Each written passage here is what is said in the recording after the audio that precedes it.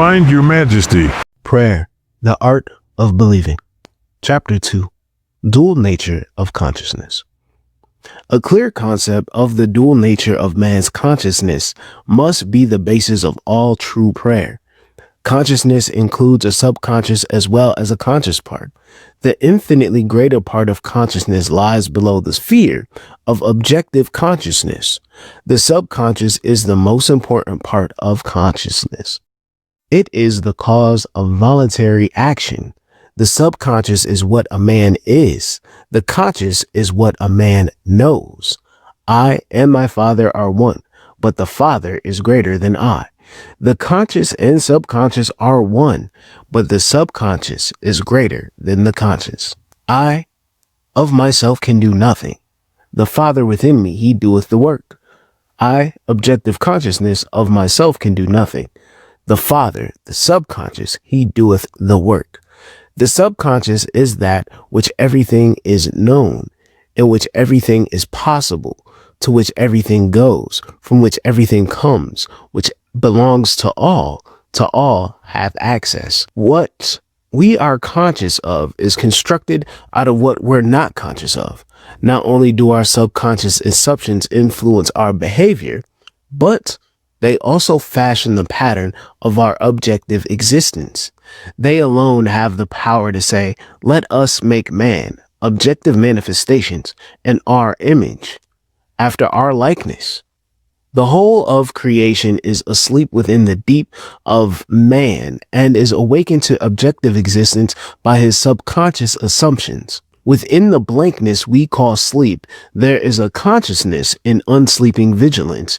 And while the body sleeps, this unsleeping being releases from the treasure house of eternity the subconscious assumptions of man. Prayer is the key which unlocks the infinite storehouse. Prove me now heareth, saith the Lord of hosts, if I will not open you the windows of heaven and pour you out a blessing, that there shall not be room enough to receive it. Prayer modifies or completely changes our subconscious assumptions in change of assumptions in a change of expression. The conscious mind reasons inductively for observation, experience, and education. It therefore finds it difficult to believe that five senses and inductive reasoning deny. The subconscious reasons deductively and is never concerned with the truth or falsity of a premise, but proceeds on the assumptions of the correctness of the premise and objectifies results which are consistent with the premise. This distinction must be clearly seen by all who would master the art of praying. No true grasp of the science of prayer can really be obtained until the law governing the dual nature of consciousness are understood and importance of the subconscious realized. Prayer, the art of believing, is what is denied by the senses, deals almost entirely with the subconscious. Through prayer, the subconscious is suggested into acceptance of the wish fulfilled, and the reasoning, deductive, logically enfolds into the legitimate end. Far greater is he that is in you, and that he is in the world. The subjective mind is diffuse consciousness that animates the world. It is the spirit that giveth life. In all substance is a single soul, subjective mind. Through all creation runs the one unbroken subjective mind. Thought and feeling fused into beliefs impress modifications upon it, change it with a mission, which mission it faithfully executes. The conscious mind originates the premise. The subjective mind unfolds them to their logical ends, where the subjective mind, not so limited in its initiative power of reasoning, objective mind, could not be held responsible for the actions in the world. Man transmits ideas to the subconscious through his feelings. The subconscious transmits ideas from mind to mind through telepathy.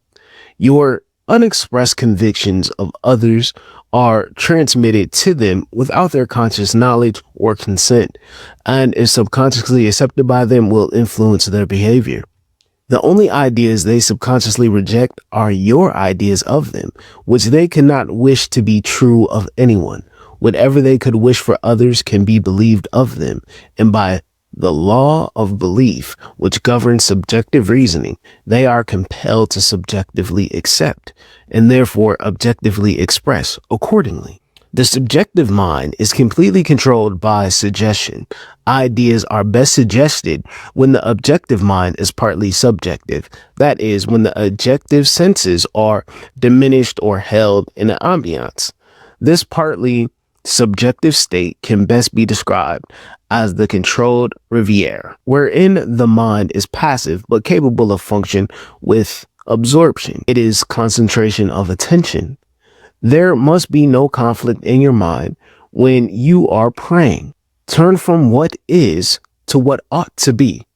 Assume the mood of the fulfilled desire, and by the universal law of reversibility, you will realize your desire.